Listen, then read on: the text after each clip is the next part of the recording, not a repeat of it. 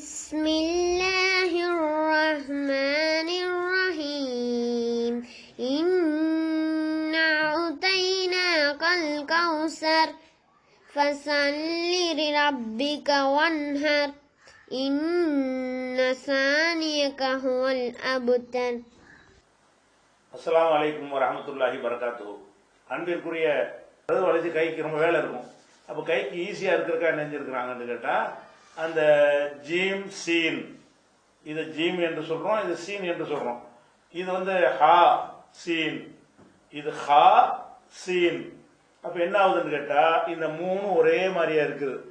மூணுல என்ன மாற்றம் ஏற்படுதுன்னு கேட்டால், அது எக்ஸ்ட்ரா ஃபிட்டிங்னு பேர் மனசில் வச்சுக்கணும். இது பேர் நம்ம புரிஞ்சுக்கிறதுக்கு அப்படி. இந்த எக்ஸ்ட்ரா ஃபிட்டிங், அதாவது எக்ஸ்ட்ரா சேர்த்தது அடிப்படையானது மண்டை தான். இதெல்லாம் கைகாலெல்லாம் வெட்டிக்கிறலாம். அதனால அடிப்படை மண்டையை மட்டும் வைத்துக்கொண்டு மற்றதெல்லாம் காலி பண்ணி விட்டுருவாங்க. எப்ப இதுக்கு பின்னாடி சேர்க்கும் போது நல்லா விளங்கிக்கணும். இந்த மூணு எழுத்துக்கு பின்னாடி ஒன்றை சேர்த்தீங்கன்னா இப்படி வந்துடும். இந்த மூணு எழுத்துக்கு முன்னாடி சேர்த்தீங்கன்னு வைங்க, அது இந்த அந்த மூணு எழுத்து இருக்கட்டும், இது இந்த இது மட்டும் இல்லைங்க, அது மூணு அப்படி இருக்கட்டும், இதை மட்டும். இப்ப மீம் ஜீம், மீம் ஜீம் போடுங்க. இப்ப பாருங்க, மீம் ஜீம் இருக்குது. இப்ப வந்து இந்த ஜீம் வந்து ஜீமுக்கு பின்னாடி நம்ம எதையும் சேர்க்கல. மீமுக்கு மீம் முன்னாடி வைக்கிறோம், ஜீம் அப்படி இருக்குது. ஜீமுடைய அந்த வாழை வெட்டக்கூடாது. ஜீமை வந்து மீமு மீமு அதே மாதிரி இருக்கும், ஜீமு அப்படி சேர்த்து விட்டு ஜீமு தான். இப்ப மீம் ஜீம் எழுதுறதா இருந்தா அப்ப ஜீமுடைய வடிவம் மாறல. ஏன் மாறல? ஜீமுக்கு பின்னாடி நம்ம சேர்க்கலையா. ஜீமுக்கு பின்னாடி சேர்த்தா தான் ஜீமுடைய அந்த வாழ்வு என்ன செய்யும், போகும். நம்ம ஜீமை வச்சுக்கிட்டு ஜீமுக்கு முன்னாடி தான் மீமை போடுறோம். ஜீமுக்கு முன்னாடி மீமை போடும் பொழுது என்ன ஆகும்னு கேட்டா, ஜீம் அப்படியே தான் இருக்கும். சரி, அப்படி போட்டீங்கன்னு வைங்க. இப்ப ஜீமுக்கு பிந்தி ஒண்ணு சேர்க்க வேண்டியிருக்கு, ஒரு சீனை சேர்க்க வேண்டியிருக்கு வைங்களேன். இப்ப போயிடும் ஜீம் ஜீமு சீனு. அப்ப அப்ப இந்த ஜீமி அப்படி வந்துச்சு, அந்த ஜீமி அப்படி வந்துச்சு. இந்த ஜீம் எண்டு, எண்டுல வர்ற ஜீம் வச்சுக்கிறோம். எண்டுன்னா அடுத்து சேர்க்கலாமா. அப்ப அது மீம் ஜீம்ங்கிறோம், இது மீம் ஜீம் சீன்கிறோம். என்ன வேறுபாடுன்னு கேட்டா, மீமோட ஜீமை சேர்த்ததனால் அது வந்து இதுல வந்து வயிறு போகாது. முதல் இதுல மீம் ஜீம் மட்டும் இருக்குல்ல, மீம் ஜீம் மட்டும் இருக்குல்ல, அதுல என்ன ஆகுதுன்னா மீமோட ஜீமை சேர்க்கிறோம். சேர்த்தாலும் அந்த ஜீமுடைய வடிவம் மாறல. ஏன் மாறலன்னு கேட்டா, அதுக்கு பின்னாடி ஒன்னையும் நம்ம சேர்க்கல. ஆனா அடுத்த வார்த்தையில் என்ன பண்ணிருக்கிறோம், மீமோட ஜீமை சேர்க்கிறோம், ஜீமோட சீனை சேர்க்கும் போது அதுக்கு பின்னாடி சேரலாம் அந்த வால் போகும். நல்லா விளைக்கணும். இந்த அடி வயிறுன்னு இருக்குது, அதுக்கு பின்னாடி ஏதாவது இருந்தா தான் போகும். அதுக்கு முன்னாடி சேர்ந்து இதே கடைசி வார்த்தையை நிப்பாட்டினீங்கன்னு வைங்க, அப்ப வந்து போகாது. இது வந்து மூணுக்கும் ஒரு எழுத்துக்கு வச்சுக்கிறேங்க. ஜீம் நாளுக்கு அது அடிச்சிருங்க.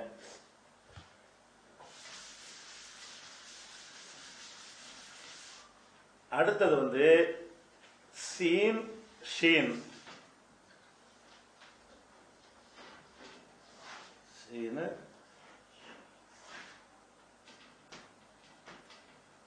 இந்த ரெண்டு இடத்துல என்னன்னு கேட்டா, இதுல வந்து நம்ம முன்னாடி சேர்க்கிறோம்னு வைங்க, முன்னாடி சேர்த்தோம்னா அப்படியே இருக்கும், முழுசாவே இருக்கும்.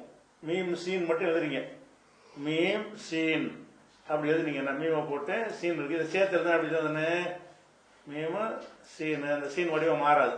சரியா? இப்படி எழுதிடுறோம். இப்ப அப்ப முன்னாடி வடிவத்தில் மாற்றம் வரல. நல்லா விளைக்கணும். சீனுக்கு வந்து ஜீமு முதல் படிச்சோம்ல, அதுக்கு வந்து இந்த பாத்தாக்கு தான் ரெண்டு பக்கம் கட்டிங்க. ஜீமுக்கு வந்து ஃப்ரண்ட்ல கட்டிங் கிடையாது, பேக்ல தான் கட்டிங். ஜீமு வந்து முன்னாடி என்னத்தை சேர்த்தாலும் அதை இதை குறைக்க போறது இல்லை. பின்னாடி ஒரு எழுத்தை சேர்க்கும்போது என்ன செய்யணும், அந்த வளைவு மாதிரி இருக்குல்ல, அந்த பெண்டை வந்து நீக்கிடுவோம். இப்ப சீனை எடுத்துக்கிட்டீங்கன்னா என்ன ஆகும்னு கேட்டா, மீமோ சேர்த்ததுனால அது அப்படியே தான் இருக்குது, மாற்றமே இல்லை. முன்னாடி செதுக்க தேவையில்லை. ஆனா பின்னாடி சேர்க்கும்போது வயிறு பெருசா இருக்கு பாருங்க, அந்த வயிறு என்ன செய்வாங்கன்னா நீக்கிற கூடாது. அந்த அதுக்கு ஒரு இதை போடணும். என்ன போடணும், அதுக்கு அந்த இது சின்னதா அந்த வயிறு மட்டும் போயிடணும். அதுக்கு பின்னாடி ஏதாவது சேர்ப்போங்க, அப்படி போட்டு மீமு சீனு லாமுன்னு போடுறீங்க. இப்ப அந்த வயிறு போயிடுச்சு. கொஞ்சம் தள்ளி இறக்கி போடுங்க, கொஞ்சம் இடப்பள்ளி விட்டு நல்லா தெரியற மாதிரி.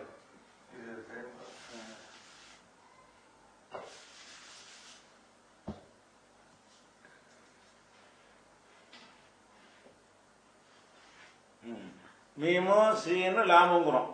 இப்ப மீம் சீனு மட்டும் இருந்துச்சுன்னா சீனுடைய விட மாறல. மீமும் சீனை மட்டும் சேர்த்தீங்கன்னு வைங்க, அத்தனை அவனு சேருங்க. மீமையும் சீனையும் சேர்த்தீங்கன்னு சொன்னா அந்த சீன் வடிவம் மாறல. அந்த சீனுக்கு அப்புறம் ஒரு லாம சேர்த்தீங்கன்னு வைங்க, அப்ப லாம சேர்க்கும் போது இந்த வயிறு நமக்கு தேவையில்லை, வயிறு அவ்வளவு பெருசா வேண்டியது இல்லை. அதுக்கு பதிலாக சின்ன சுழி, இந்த முதல் 2 சுழி இருக்கு பாருங்க, அந்த சுழி மாதிரி என்ன செய்யணும், இந்த சுழி வச்சுக்கிற வேண்டியதான். இந்த சுழி லேசா வச்சு அதை சேர்த்துட வேண்டியது. சேர்த்துருக்குல மீம் சீன் லாம். அப்ப இந்த மூணு சுழி இப்படி வந்துச்சுன்னா சீனு விளைவிக்கணும். 3 சுழி வந்தா சீனு, அதுல புள்ளி வச்சீங்கன்னா சீன், அவ்வளவுதான். 3 புள்ளி வச்சா சீன். அப்ப இந்த சீனுக்கு நல்லா விளைவிக்கிறேன்னு ஃப்ரண்ட் சைட்ல எதுவும் மாறாது, குறைக்க தேவையில்லை. செதுக்குறது, எழுத்துறது செதுக்குறது தான் இது. எப்ப எங்க செதுக்கணும், அந்த எழுத்துக்கு பின்னாடி சேர்க்கும் பொழுது, இது பின்னாடி தான் இருக்குது இந்த வளைவு பின்னாடி இருக்கிறதுனால மண்டை பெருசு, முன்னாடி மண்டை பெருசா இருந்தா அதை நீக்கிருப்பாங்க. சீனுக்கு வந்து பின்னாடி தான் வயிறு பெருசா கொடுத்துருக்காங்க. அந்த பெரிய வயிறு என்ன செய்யணும், சின்ன வயிறாக்கணும். அதுதான் எழுதுறது கஷ்டமா இருக்கும். இப்படி போயிட்டு இப்படி வந்து இப்படி எழுதுனா ஒரு வரிக்கு பேர 2 வரி போயிடும் அதுல. அதனால என்ன செய்வாங்க, அந்த மட்டத்தை செதுக்கி என்ன செய்யறாங்க, மீம் ஷீன் அப்படி இருக்குது. மீம் ஷீனோட ஒரு லாம சேர்த்தீங்கன்னா அந்த வயிறு குறைஞ்சிருது, லாம அப்படி சேர்ந்துக்கிறது. இது சீனுக்கு உள்ள ஒரு சட்டம்.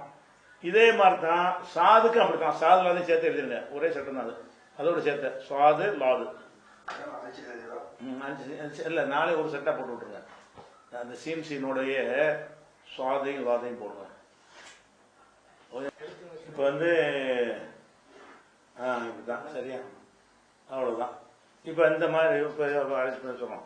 அப்ப வந்து இந்த ஷீன் சீன் ஷீன் சுவாது லாது, இந்த 4 எழுத்துக்குமே என்ன சட்டம் என்று கேட்டால், முன்னாடி ஒரு எழுத்தை சேர்த்துட்டு இது கடைசியா இருந்தால், இந்த எழுத்து கடைசியா இருந்தால் மறுபடியும் மாறாது. முன்னாடி எப்படி ஒட்டிட வேண்டியதான் மீம கொண்டு. பின்னாடி என்னத்தையாவது சேர்க்க வேண்டியது வந்தால் அப்ப என்னது, இந்த வயிறு வந்து காலி பண்ணிட்டு வயிறுக்கு பதிலாக சின்ன ஒரு வளைவு, பெருசா இல்லாம இந்த போட்டிருக்கல, அந்த சாதுக்கு பக்கத்தில் போட்டிருக்காங்க பாரு, சின்னதா, அவ்வளவுதான். அதை சேர்த்து இப்போ ராவை சேர்த்துருக்கிறோம். சாது ராண்டு சேர்த்துருக்கோம்ல, இது சாது. இந்த சாதுடைய அந்த வளைவு இல்லாட்டி மீம் மாதிரி போயிருது. அது மீம்ல இருந்து வேறுபடுத்துறதுக்கு தான் இன்னொரு வளைவு கொடுக்குறாங்க. அப்ப அது மாதிரி வரும்போது இப்படி சேர்த்துருவாங்க சாது ராவை. அப்ப என்னன்னு கேட்டா, நீங்க உங்க பேசிக் ஒன்று விளங்கி போயிருக்கு. என்னன்னு கேட்டா, கூடுதலா உள்ளதை வெட்டுறாங்கன்னு விளங்கிக்கணும். பொதுவாக என்ன செய்வீங்க, எக்ஸ்ட்ரா உள்ளதை அடி அதை புரிஞ்சு கொள்வதற்கு இது தேவையோ இது மட்டும் நமக்கு போதும்னா அதை வச்சுக்கிட்டு மற்ற வெட்டி விட்டுறாங்க. தேவையில்லாம நீட்டிட்டு இருக்கணும். இது வந்து இந்த 4 எழுத்துக்கு உள்ள ஒரு சட்டம். அடுத்து என்னன்னு கேட்டா, இந்த ஐன் போடுங்க. இந்த ஐன் அதுல சேர்த்துருக்கலாம், ஜீமோட சேர்த்து. சரி, இப்ப ஐன் எடுத்துக்கிறோங்க. ஐனை பொறுத்த வரைக்கும் இதுக்கு முன்னாடி ஒரு எழுத்தை கொண்டு வைங்க. சேர்க்கும் பொழுது ஐன்ல எதையும் வெட்ட வேண்டிய தேவை இருக்காது. ஆனா அந்த ஐனுடைய மண்டை வடிவம் கொஞ்சம் மாறிக்கிறோம், இப்படி இருக்காது. சேர்த்து எழுதும் போது ஒரு எழுத்து சேர்க்கும் பொழுது அந்த மாதிரி இல்லாம அது கோடு மாதிரி கொண்டு போய் அந்த இது மாதிரி முக்கோண மாதிரி ஆக்கிறோம். மீமோட ஐனை சேர்க்கலாம். மீம் ஒரு எழுத்த போடுங்க, மீமு ஐனு, இது ஐனாச்சு. இதை சேர்க்க என்ன செய்வாங்கன்னா, இப்ப சேர்க்க முடியாது, எங்க கொண்டு சேர்க்கணும்னு தெரியல, இப்படி ஆக்கிடுவாங்க. நல்லா விளங்கிக்கணும். இப்ப இந்த ஐனை இப்படி வருது, அந்த ஐன் அதுல இருக்குது, இப்படி வருங்க, இப்படி வளைஞ்சி வருதான் அப்படி. அப்ப மீமோட ஐனை சேர்க்கும் என்ன செய்யறாங்கன்னு கேட்டா, அந்த மீமை கொண்டு போய் அப்படி ஒரு முக்கோண மாதிரி ஆக்கி கீழே ஆக்கி விட்டுருவாங்க. இது ஐனு தான். ஐனுடைய வடிவம் தான். இப்படி வளைவு மாதிரி இருந்தது என்ன செய்யுதுன்னு கேட்டா, இப்படி மாதிரி ஒரு முக்கோணம் மாதிரி என்ன செய்யுது, அதுல மாத்திடுறாங்க. அப்ப ஆனா சைஸ இது சேஞ்ச் பண்றது இல்ல, அமைப்புடைய வடிவம் மாறிக்கிறது, சிதைக்கிறது இல்லை, அளவு குறைக்கிறது இல்லை. இந்த ஐனுக்கு பின்னாடி ஏதாவது சேர்க்க வேண்டியது சொன்னா, அப்பள எப்படி இந்த வயிறு எடுக்கிறது ஜீமுக்கு மாதிரி தான். ஐனுக்கு பின்னாடி ஏதாவது சேர்த்தீங்கன்னா பேய சேர்க்கலாம். மீமு ஐனு பே, மீமு ஐனு பா, அவ்வளவு இருக்க தேவையில்லை. ஆமா, அந்த பாவுடைய முதல் இது கூடக்கூடாது. பாவுக்கு இந்த முதல் மட்டும் அந்த அளவுல இது எழுத்துறேன். அப்ப மீனும் ஐனு பா இந்த மாதிரி. அப்ப மீமும் ஐனு பான்னு எழுதுறீங்கன்னு சொன்னா, மீமோட ஐனை சேர்க்கும் பொழுது எதை சேர்த்தாலும் அந்த ஐன் என்ன ஆகுதுன்னு கேட்டா, அது இந்த சொந்த வடிவத்தை இழந்துருது, ஒரு வித்தியாசமான வடிவத்தில் வந்துடுது. அதோட பின்னாடி ஏதாவது சேர்த்தீங்கன்னு சொன்னா அப்ப அந்த வயிறு போயிட்டு என்ன ஆகுது, பாவோட சேர்ந்துருது. இந்த பாவுடைய வலது பக்கம் செதுக்க நூலை பெருசா நீட்டக்கூடாது, வாவுடையது ஹைட்டு ஜாஸ்தியாக இருக்கு. லேசாக இது பண்ணி இப்படி இறக்கி விடணும். நீமும் ஐனு அப்படி அதே மட்டத்தில் கொண்டு போய் அப்படியா அதே மட்டத்தில் கொண்டு போய் அப்படி இழுத்தரணும். சரி. அது சுழிப்பு இல்லை. அப்படி சொல்லுங்க. அப்படியே மீமைன்னு போய் அப்படி இல்லை. அதை காட்டுங்க எழுதி. மீமைன்னு போய் உங்க டைப் பண்ணி காட்டுறேன். மீமு ஐனு பேவா. வா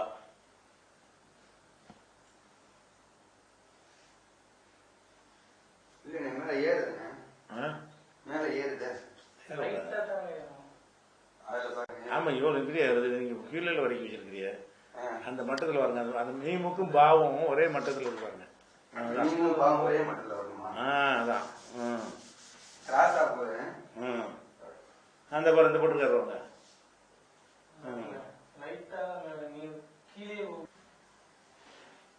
கரெக்டா வருதானே இப்ப? Okay okay. சரியில்தான் பரவாயில்ல. கொஞ்சம் சரி. அவ்வளவு இல்லை. லேசா அவ்வளோதான். சரி. அப்ப வந்து இப்ப மீமுக்கு முன்னாடி ஐனை சேர்த்தீங்கன்னா ஐனுடைய வடிவம் ஒரு விதமாக ஒரு முக்கோண மாதிரி வடிவமாக மாறி இருக்கிறது. ஐனுக்கு பின்னாடி எதையாவது சேர்க்க வேண்டி வந்தால் அப்ப அந்த ஐனுக்கு கீழே உள்ள அந்த வளைவு என்ன செய்யறது? போய் விடுக்கிறது. இது ஒரு விஷயத்தை விளங்கிக்கிறங்க. அடுத்தது வந்து அந்த ஃபா காஃப் இருக்குல்ல, அது இல்லைங்க. இல்லாட்டி தால் வரிசையாகவும் வச்சுருவோம். ஜீம் தால் போடுங்க. தால் போடுங்க. தாலு தாலு இது இருக்குது. இதுக்கு முன்னாடி எதையாவது நீங்க சேர்க்கிறதா இருந்து பின்னாடி சேர்க்கக்கூடாத. இந்த எழுத்துக்கு பின்னாடி எதையும் சேர்க்கக்கூடாது. முன்னாடி சேர்க்கிறதா இருந்தா என்ன செய்யணும்னு கேட்டா இதே மாதிரியும் செய்யலாம். அல்லது மீமு தாளை சேர்க்கலாம். வேற வடிவத்தில் சேர்ப்பீங்கல்ல. மீமு தாள் வடிவம் காட்டுங்க. மீமு தாளு 42 வந்துருக்கா? சரி. இப்படி வயது இல்லை. ஏன்னா அந்த எழுத்துக்கு பின்னாடி சேர்க்கக்கூடாது. தாளுக்கு பின்னாடி சேர்க்கறது இல்லாதனால இது வடிவமே மாறாது. தாள் வந்து இதே மாதிரி நீங்க என்ன செய்வீங்க பார்ப்பீங்க. அது மாதிரி ராஜாவும் அதே மாதிரி தான். ரா பண்ணுங்க. அதையே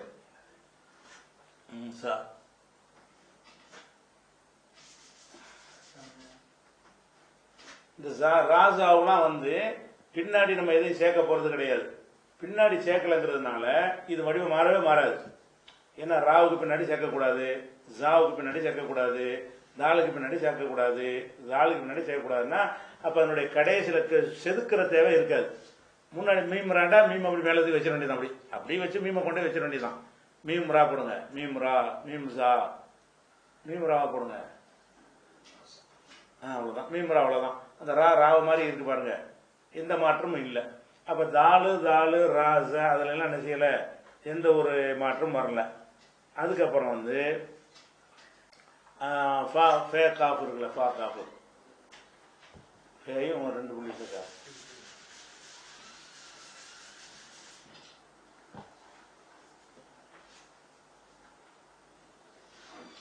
ஃபா காஃப்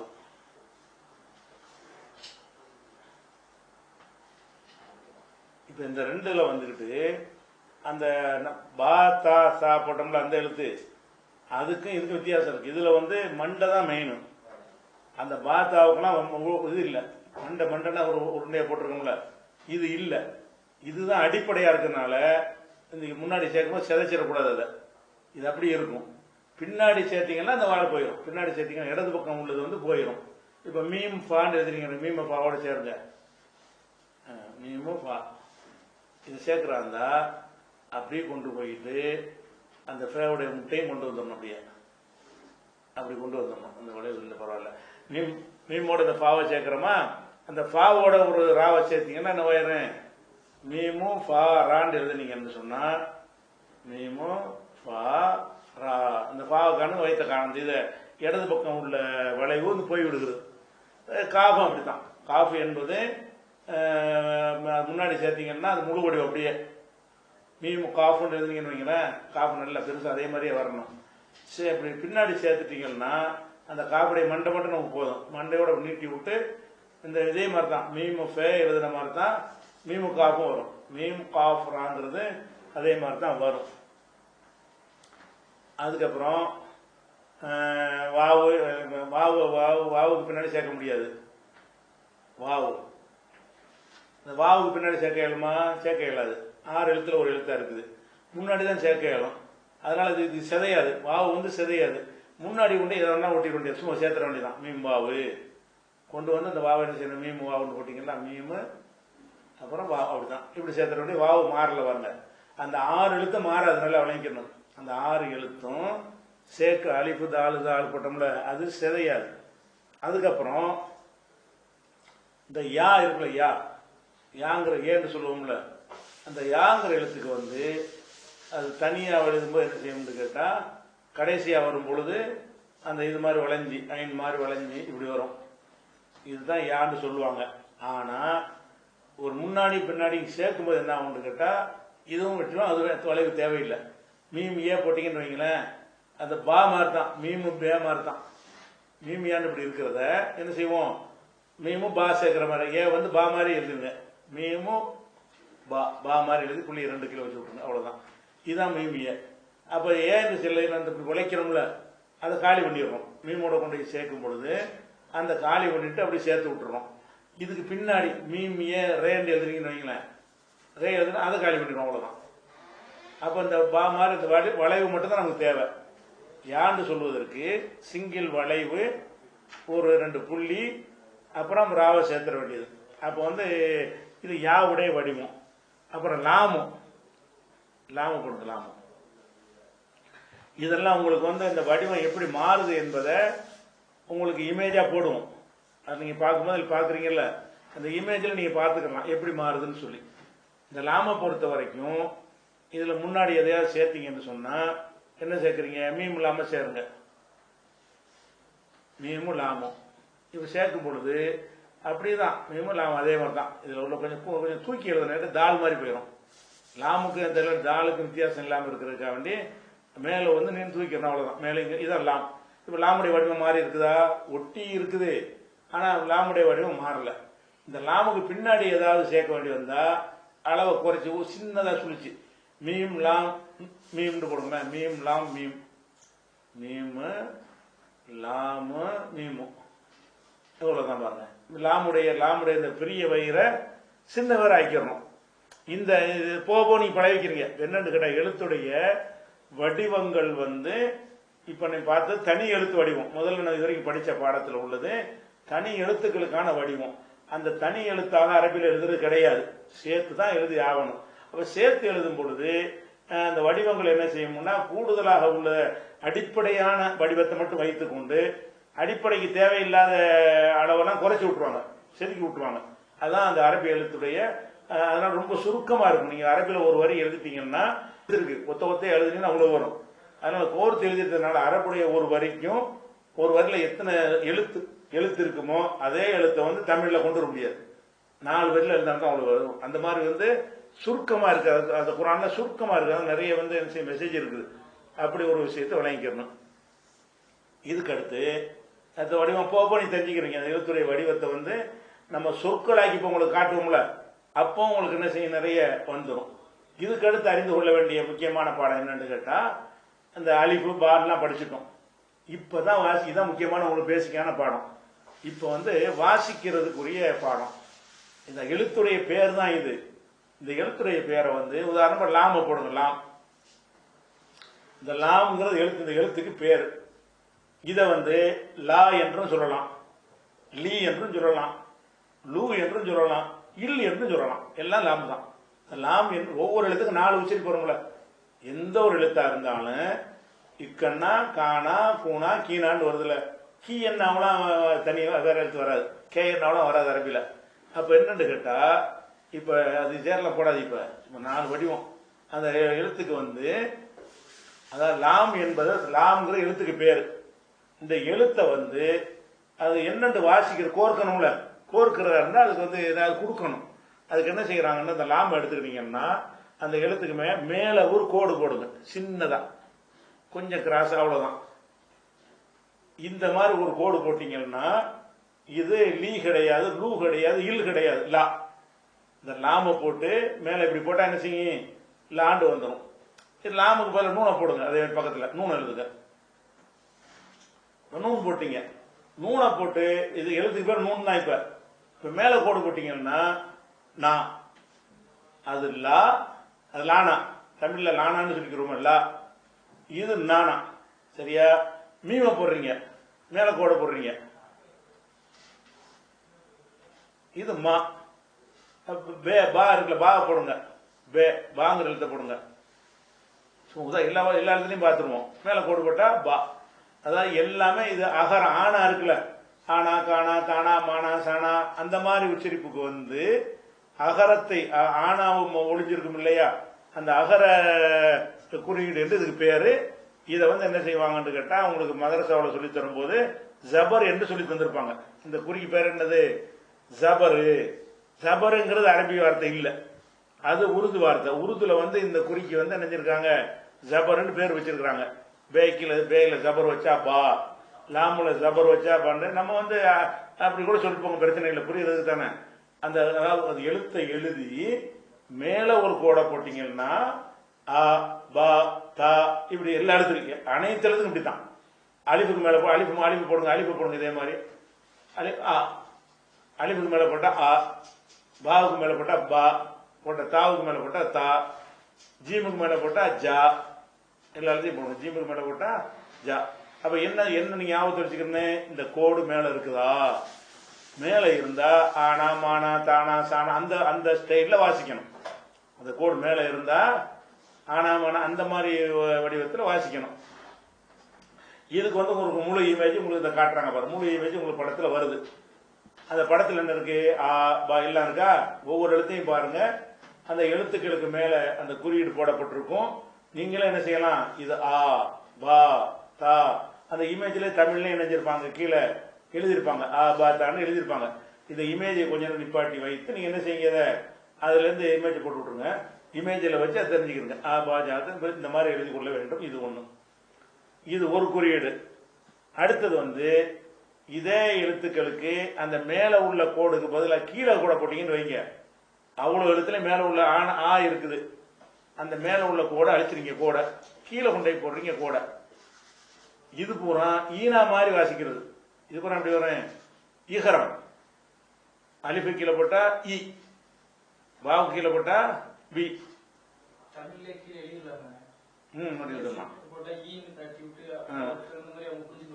ஈனா போட்டு விட்டுருங்க.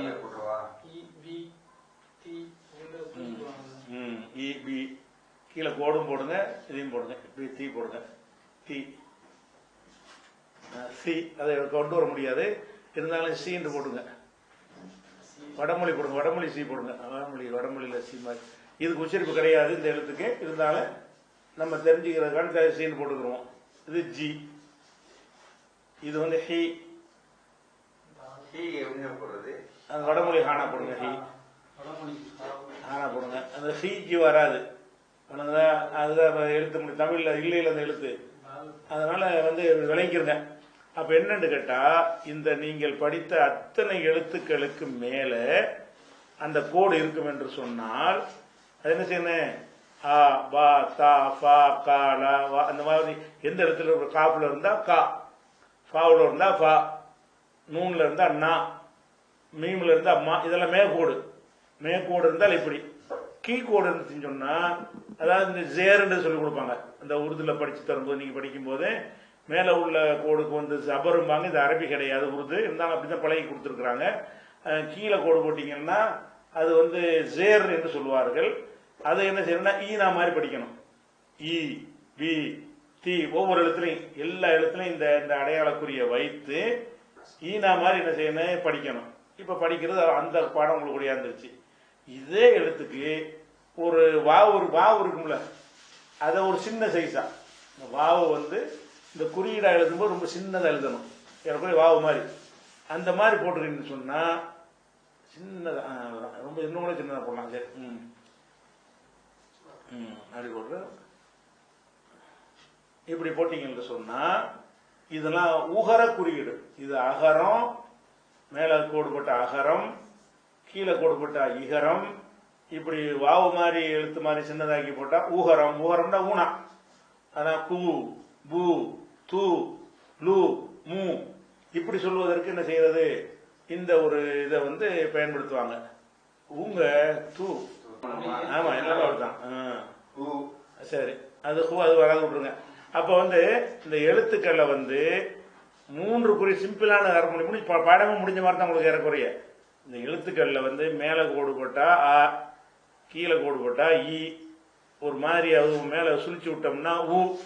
இது போக வந்து மெய் எழுத்து இருக்குல்ல, இக்கு இம்மு இத்து இப்புண்டு இப்ப அப்படி படிக்கிறோம்ல, அப்படி படிக்கிறதுக்கு என்ன செய்வாங்கன்னா அரைவட்டம், சின்னதா அரைவட்டம், ஒரு வட்டம் இருக்குல்ல ரவுண்டு, அதுல பாதி ரவுண்டு சிறுசா எழுதணும். என்ன செய்யணும், சின்னதா ஒரு வட்டத்தை சின்னதாக்கி எழுதணும். அது லம்மு மாதிரி பேசு மாதிரி எழுதிடாம பாவுலேருந்து அந்த அலிப்புல சுக்குணத்தி வாசிக்க தெரிய வராது, பாவுலேருந்து போடுங்க. பாவுல இருக்கா. இப்ப என்னது பாருங்க, பா என்பதுல இப்புண்டு ஆயிடுச்சு. பா என்பது இப்பு. அப்ப இது என்னது இத்து, இது என்னது இஸ்ஸு, இது என்னது இஜ்ஜு, இது வந்து இஹ். அப்ப இதுல என்ன ஹே இருக்கனால இஹ்ன்னு சொல்லணும். இதே ராவுல இருந்தா இர்ன்னு சொல்லணும், நூன்ல இருந்தா இன்னுன்னு சொல்லணும், மீமுல இருந்தா இம்முன்னு சொல்லணும், லாமுல இருந்தா இல்லுன்னு சொல்லணும். அப்ப இந்த 4வது குறி, 4 குறியும் தனியா ஒரு கோடை போட்டு 4 குறியும் எழுதி காட்டுங்க. ஒரு கோடை போடுங்க. கோடை போட்டு கோட்டுக்கு மேல அதுல ஒரு கோட்டுல எழுதுங்கண்ணே. ஒரு கோட்டை போட்டு மேல கோடை போடுங்க, கீழே கோடை மேல கோடை போடுங்க. அது ஆனா, அது ஈனா, அது ஊனா, அது உழைச்சி விடுறது லேசா. வா ஓடுக்கு வளைவு அரைவட்டம். இதுதான் 4 குறி. ஒரு எழுத்துல வந்து 3 குறி மேல இருக்கும். நல்லா விளங்கிக்கிறங்க. எல்லா எழுத்துலையும் இந்த 3 அடையாள குறியும் மேலதான் இருக்கும். ஈனாவுடைய குறி மட்டும்தான் கீழே வரும். ஆனாவுடைய குறி மேல, எழுத்துக்கு மேல, ஊனாவுடைய குறி எழுத்துக்கு மேல, இம்மன்னா அந்த மெய் எழுத்து இருக்குல்ல இக்கியும் உண்டு, அது சுக்கூண்டுக்கு பேரு. இந்த சுக்கூன்கிற கரெக்டா உறுதுணை அப்படிதான் சொல்லி தர்றாங்க. அரபில அதுக்கு பேர் அதான். அது வந்து சுக்கூன்கிற பேரு. இது மேல இருக்கும். இப்ப என்ன ஆச்சுன்னு கேட்டா, இந்த 4 வடிவம் வந்துருச்சுன்னு சொன்னா இப்ப நீங்க எந்த ஒரு வாக்கியத்தையும் உண்டாக்கலாம். இப்ப